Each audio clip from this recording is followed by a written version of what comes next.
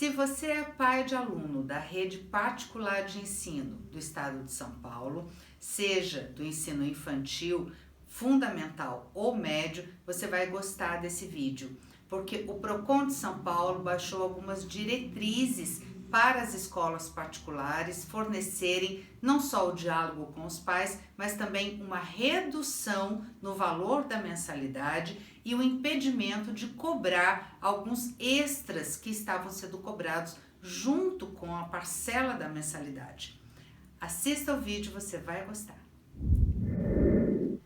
Depois de receber mais de 2.000 reclamações de pais contra as escolas, o Procon de São Paulo se posicionou agora, no início de maio, sobre a diretriz obrigatória das escolas fornecerem descontos para os mais de 2,3 milhões de alunos da rede particular de ensino, fundamental, infantil ou médio. Vamos ver o que é que diz essas diretrizes do Procon. Olha só o que falam. A partir de abril de 2020, devem ser suspensas imediatamente as cobranças de qualquer valor complementar ao da mensalidade escolar, tais como alimentação, atividades extracurriculares, passeios, academia, serviços de transportes oferecidos pela instituição de ensino, entre outros. Caso esses valores já tenham sido pagos no referido período, devem ser descontados das mensalidades posteriores.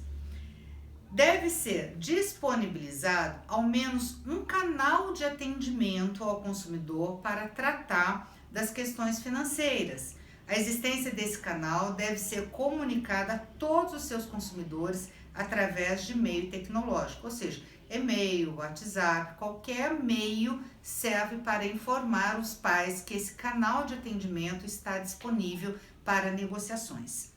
É direito dos consumidores a rapidez no atendimento de suas chamadas, bem como a análise de sua situação contratual de inadimplência, devendo a instituição negociar alternativas para o pagamento, como, por exemplo, maior número de parcelas.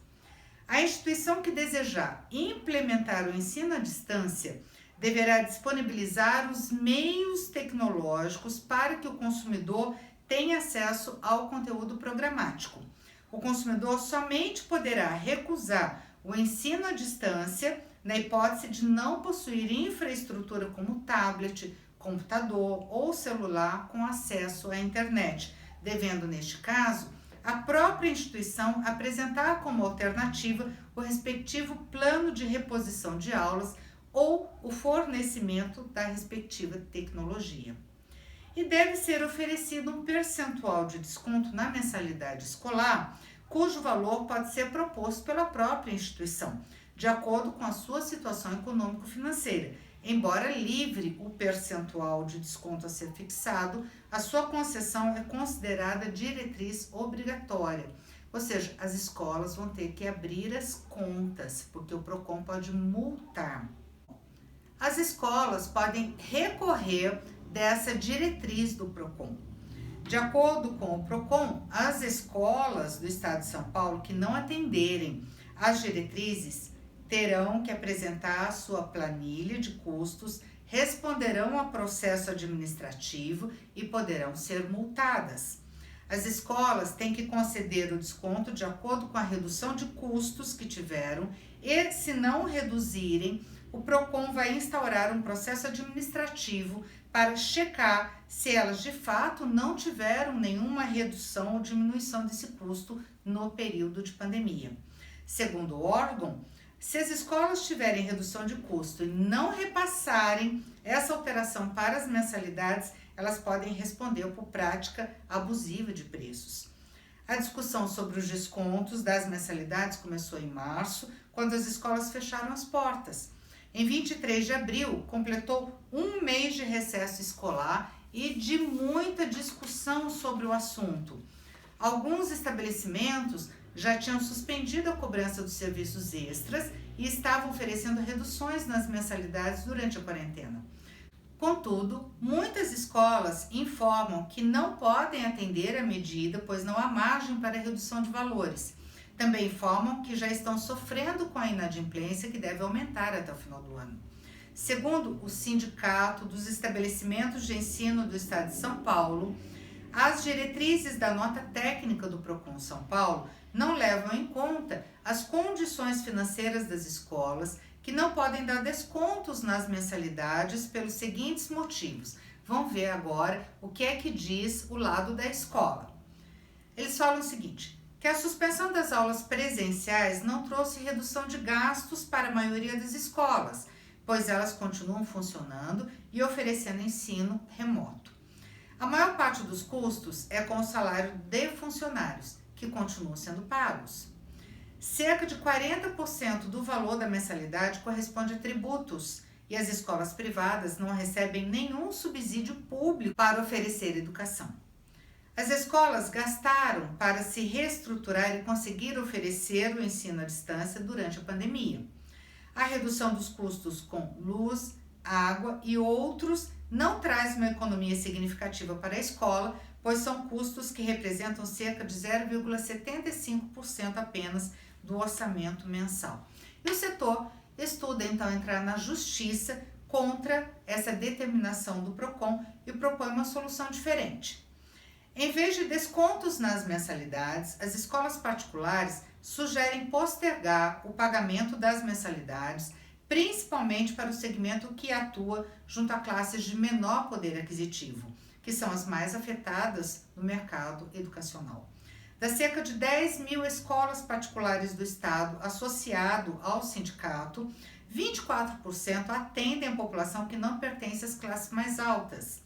Para ajudar esse setor, o sindicato está buscando algum tipo de financiamento ou liberação de crédito para as escolas por conta da pandemia. Em comunicado, o sindicato orientou as escolas associadas a conversar e explicar por que não é possível dar descontos. Receba a família, olha o que o sindicato fala, receba a família e converse com ela, mesmo que seja o caso de precisar dizer não. Mostre para os pais por que não é possível dar desconto. Se as escolas não mudarem de atitude, vão dar um tiro no próprio pé. É sempre bom lembrar que, assim como a lei hoje está do nosso lado, amanhã pode se virar contra nós. Por isso, afirmamos com todas as letras que o mais importante agora é fortalecer a parceria família-escola no que diz respeito aí a todas essas circunstâncias econômico-financeiras decorrentes do coronavírus, desse momento de pandemia. E o sindicato alerta as escolas que, se o Procon São Paulo e a imprensa começarem a divulgar e dar o nome das escolas que não querem nem conversar com as famílias, isso vai criar um problema muito maior do que se possa imaginar. Então, mantenedor, são palavras do sindicato para os mantenedores das escolas particulares. Use de bom senso. É sempre melhor atender a família do que amanhã ser chamado no Procon São Paulo e precisar se explicar do porquê de não querer nem conversar com os pais do aluno. Gente, e nós sabemos também que se os pais quiserem ajuizar ações de revisão de valores dessas mensalidades perante o Poder Judiciário, isso também é possível. E aí, a escola que não quis nem conversar com o pai vai ter que mostrar para o juiz o porquê ela não pode dar desconto. Aí ela vai ter que abrir todas as contas dela. Eu não sei o quanto isso é interessante. É sempre importante fortalecer o diálogo entre as partes envolvidas. A escola tem as dificuldades dela, os pais também têm as dificuldades deles. E ninguém pode achar que não vai perder nada nesse período de desastre econômico-financeiro que nós estamos vivendo. Então, a sugestão é sempre o diálogo.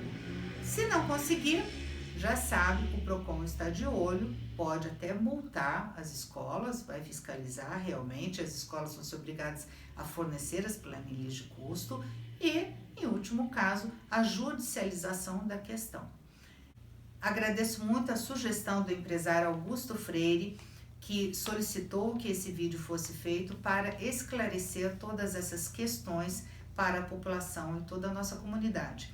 enfatizando que essa questão do PROCON não abraça as universidades, é só para escolas do ensino infantil, fundamental e médio.